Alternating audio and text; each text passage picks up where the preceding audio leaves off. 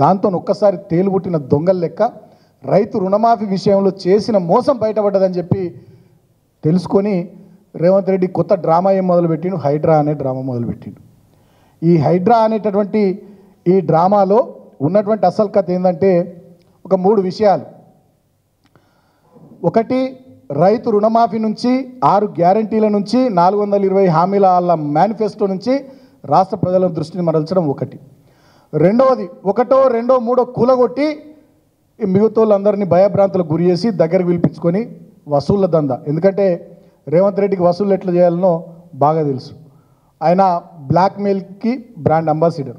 గతంలో కూడా ఆయన ఒక మామూలు స్థాయి నుంచి వాళ్ళ ఈ స్థాయికి ఎదగడానికి ఎంతమందిని పీడించిండు, ఆర్టీఐ యాక్ట్ల కింద ఎంతమందిని భయపెట్టిండు, ఎంతమంది దగ్గర ఎన్ని డబ్బులు వసూలు చేసిండు అనేటటువంటి విషయాలు అందరికీ కూడా తెలుసు.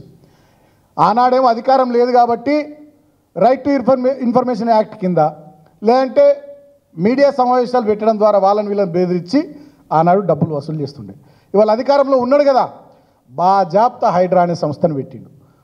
హైడ్రా అనే సంస్థను పెట్టి 1-2 కొట్టి మిగతా వాళ్ళందరినీ భయపెట్టి డబ్బులు వసూలు చేయాలనేది రెండో కుట్ర.